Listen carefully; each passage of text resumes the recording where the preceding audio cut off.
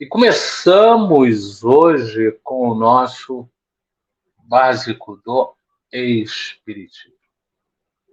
E no nosso básico do Espiritismo de hoje, nós temos ensinamento diário. O título está longe de ser o que vamos versar, mas é aquela capacidade que a gente precisa desenvolver para, dioturnamente, aprender com tudo que está ao nosso redor. Seja com erro, seja com acerto, seja com neutralidade.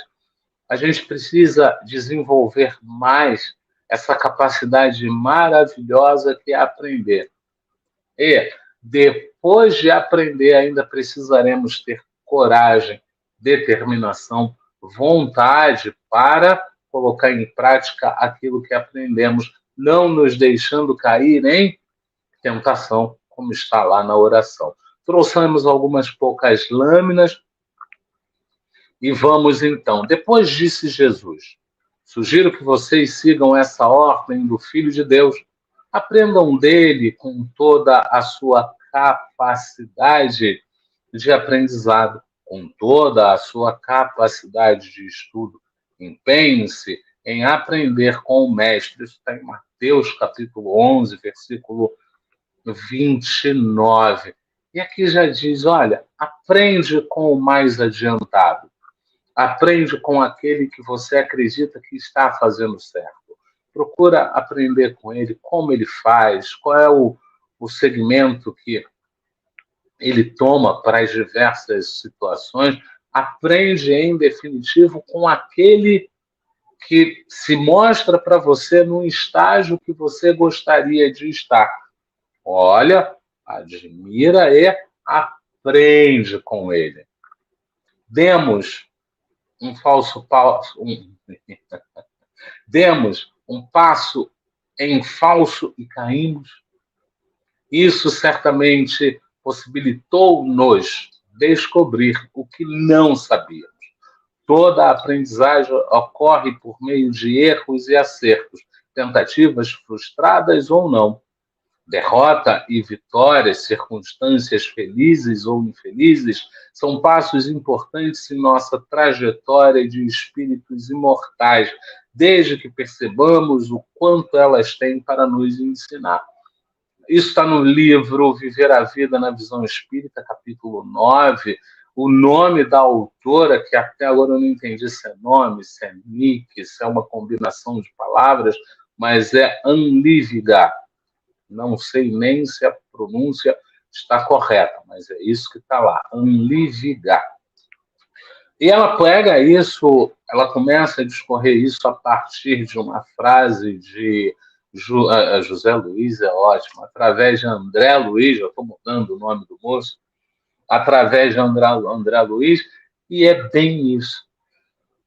A gente precisa ir lá pegar erro e acerto, tentativas frustradas ou não, mas continuar tentando, derrota e vitória, circunstâncias felizes ou infelizes, são passos importantes em nossa trajetória de espíritos imortais, desde que percebamos o quanto elas têm para nos ensinar. Eu tiro o aprendizado de toda e qualquer situação. Eu não posso só ficar no choro, eu não posso só ficar na necessidade, na vontade, na tentativa de vingança. Eu tenho que ir além e dizer, olha, o que me fez cair nessa? Como eu cheguei a esse ponto? E o mais importante, o que eu posso fazer para não chegar a esse ponto de novo? Hoje é possível que a tempestade de humilhar, de abater, de machucar, de amarrote, e aqui Meimei usa o termo de amarfanhe.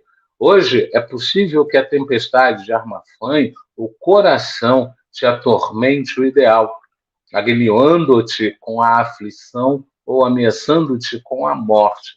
Não te esqueças, porém, de que amanhã será outro dia. Isso nos deixa Meimei através de Chico Xavier. Uma das partes do aprendizado sou eu lembrar que eu venho de ontem, isso acontece hoje, mas que amanhã será um outro dia. A gente tem, inclusive, isso numa célebre canção do ilustre Chico Buarque. Eu já ia falar Chico Xavier, hoje está difícil. Eu ia falar Chico Xavier. Mas o Chico Buarque até bota, né, naquele sambinha, amanhã será outro dia, né? E eu preciso aprender isso também, por isso eu coloquei isso aqui.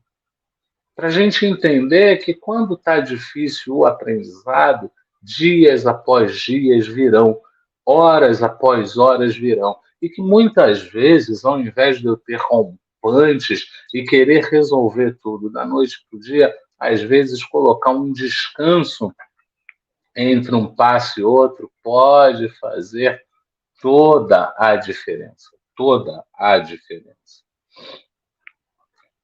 Aí eu peguei lá na Federação Espírita Brasileira, Mundo Espírita, né? Eu peguei só um pedacinho. Nessas horas de provação, lamentamos e choramos. Raras vezes aproveitamos a ocasião para meditar e retirar a aprendizagem. Então a gente vai lá, lamenta. Notem quão interessante nós somos.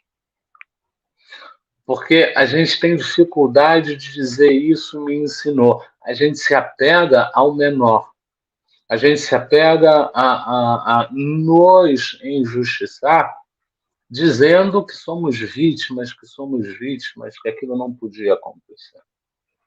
Eu certa vez conversava com uma senhora e por 3 horas de viagem ela falou mal do ex-marido. 3 horas. Foi um ping-pong danado, porque ela enviava coisa mal do marido. Eu tentava rebater, amenizando a situação. Ela tinha um monte de frases feitas, ideias pré-concebidas, e foi muito difícil aquela viagem. E ela falava mal do marido, como se fosse hoje. E aí eu perguntei a ela quanto tempo a senhora está separada. Não. Eu estou separada há mais de 20 anos. Oi? Então a senhora ainda tem contato com ele, com o falecido? Há mais de 20 anos que eu não falo com ele, não vejo, não quero nem saber. Minha filha vai para a casa dele. Eu não quero nem saber. Aí eu olhei e falei, e tem essa dor tão viva? Né? Perguntei. E, na verdade, não é uma dor tão viva. Eu teria que ter falado diferente. Na realidade, a senhora alimenta de uma forma tão viva essa dor. Por que é isso, gente? Aconteceu? Aconteceu. Deu vontade de chorar? Chore, por favor. Deu vontade de ficar no quarto escuro? Fique, por favor. Durante o período de luto. Acabou o luto? É vida que segue, é vida que segue. O que eu posso aprender, o que eu posso tirar daqui, como eu vou fazer para não acontecer isso de novo, qual é a minha parte nisso que aconteceu, o que eu fiz nesse período que possibilitou que isso acontecesse. Eu preciso retirar o aprendizado nisso, né? E aí a gente vai para João, capítulo 14, versículos 5 e 6. Disse-lhe Tomé, Senhor, não sabemos para onde vais. Como então podemos saber o caminho? Respondeu Jesus, eu sou o caminho, a verdade e a vida. Ninguém vai ao Pai a não ser por mim. E tem muita gente que diz que Jesus, nessa hora, foi arrogante, foi prepotente, foi infeliz na frase. Até seria, se a gente não parasse para pensar que ninguém vai ao Pai senão por mim, significa que, olha, eu já estou um pouco mais adiantado que vocês.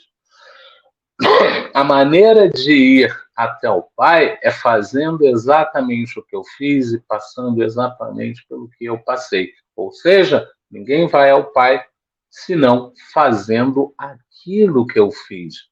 E uma das coisas que Jesus fez foi aprender com os próprios passos, entender que certo é certo em qualquer situação, circunstância e ocasião, entender que a gente tem que ter uma postura firme, mas que cada um tem uma história, daí que há a necessidade da indulgência, da paciência, da tolerância.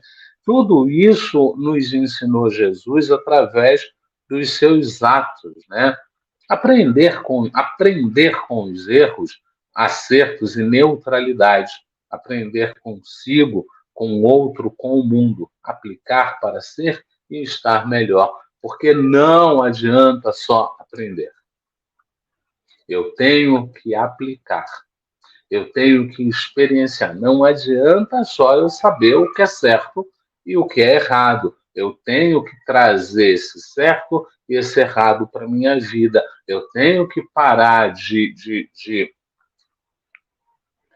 uma forma pequena, ter sempre à minha disposição 2 pesos e 2 medidas que eu vou usar ali de acordo com o meu bel prazer. Porque aqui não é nem necessidade, porque mesmo na necessidade o certo é errado e Deus proverá.